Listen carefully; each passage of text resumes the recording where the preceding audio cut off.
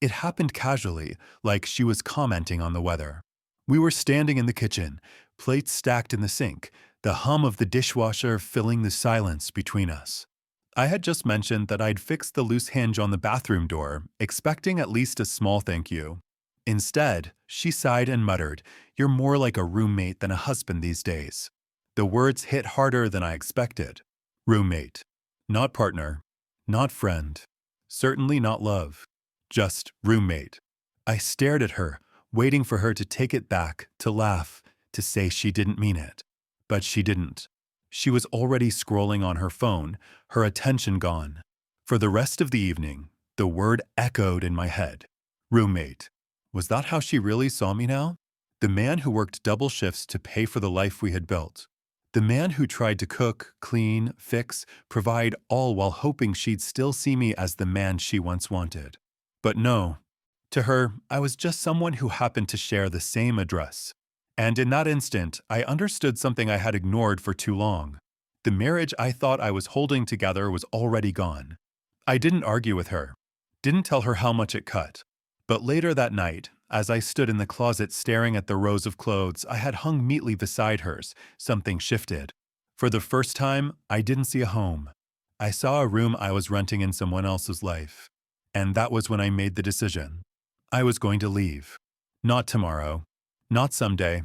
Tonight. I pulled an old duffel bag from the top shelf and unzipped it slowly, the sound louder than her breathing as she slept in the next room. Piece by piece, I began to fold my life into it. Shirts. Jeans. A few personal things she'd never even noticed missing. Each item I packed felt like reclaiming a piece of myself. Because if she truly thought I was just her roommate, then she was about to learn what it really meant to live without me. After that night, the air in the house changed. Not because I said anything to her, but because I stopped saying everything else. I didn't volunteer details about my day. I didn't ask about hers. I didn't fill the silence with empty talk just to keep the illusion of closeness alive. I let the quiet stretch. And in that quiet, I began slipping away. She noticed in small ways first. A forgotten coffee mug that I no longer set out for her in the mornings. The sound of the washing machine running, but only with my clothes inside. The way I'd spend long hours in the garage, the door closed, the hum of tools masking what I was really doing, sorting, boxing, preparing. She didn't ask at first. Maybe she thought it was temporary. Maybe she thought I was sulking. But I wasn't sulking. I was leaving piece by piece without ever opening the front door. I rented a small storage unit on the edge of town. At first, I filled it with the things she never touched, my old books, the tools she never noticed, boxes of photographs she didn't care to display.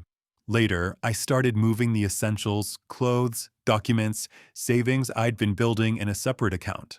It was slow, deliberate, impossible for her to catch unless she was looking closely. And she wasn't. She was still convinced she held all the power in this marriage, that her words didn't weigh enough to break me. But she was wrong. It wasn't long before she began to sense the shift. One night, she leaned against the doorway of the garage, watching me sort through a set of boxes. "You've been distant," she said carefully. I didn't look up. "Just giving you what you called me." She frowned. "What's that supposed to mean?"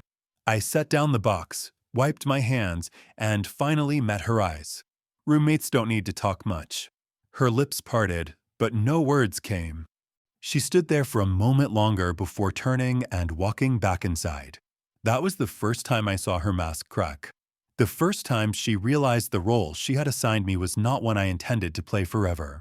And it wouldn't be long before she discovered just how serious I was. Because every day that passed brought me closer to the moment when I wouldn't just feel like her roommate. I'd be gone altogether. By the third week, she couldn't ignore it anymore. The house no longer felt like ours. It felt like two people passing through the same walls without ever touching. And for once, she was the one reaching. It started with small gestures. She made dinner on a weeknight, something she hadn't done in months. She set the table neatly, poured wine, and tried to laugh at old stories. I listened, ate quietly, then excused myself, leaving her staring at the half-empty glasses. The next time, she tried harder. "Want to take a weekend trip?" She asked, her voice bright but her eyes tense. We could go to the coast. Just us. I looked at her for a long moment before answering. Do roommates take vacations together? Her smile collapsed. She didn't ask again. Meanwhile, my preparations were nearly complete. The storage unit was full, rows of boxes stacked neatly, my life separated from hers. The savings account was strong enough to keep me comfortable for months. And the apartment lease was signed, the keys hidden in the glove box of my car. Every step I took was precise, every move invisible to her, because I wasn't planning a fight. I was planning an exit. Her unease turned into fear after that. She lingered in doorways more often, watching me like she was waiting for me to speak. She dressed up around the house again, makeup and perfume for no reason at all. She even reached for my hand one evening on the couch. But my hands were busy with the phone, looking through listings, arranging my future. She pulled away, her expression wounded. For the first time, she knew she was losing me. Then came the night she finally asked. Her voice trembled as she stood in the hallway, arms wrapped around herself. Why are you shutting me out? I folded the shirt I'd been packing into a suitcase and answered without looking up. You called me a roommate. I just started acting like one. Her breath caught. I didn't mean it, but we both knew she had. And some words can't be taken back. The breaking point came on a Thursday evening. She told me she was meeting a few coworkers for dinner. Her tone was too casual, her eyes darting away from mine as she grabbed her purse. I didn't stop her. I didn't argue. I just followed. She didn't drive toward the office district. She went across town to a quiet bar tucked away from the main roads. I parked a block away and waited. 10 minutes later, a man walked in. He found her immediately. The way her face lit up told me everything I needed to know. Her smile wasn't polite. It wasn't forced. It was the kind of smile she hadn't given me in years. He leaned in, kissed her cheek. She touched his hand across the table, and in that moment, I finally understood why she had called me her roommate. Because she already had a partner. And it wasn't me. I didn't confront her, didn't storm inside. That would have made me the fool she already painted me as.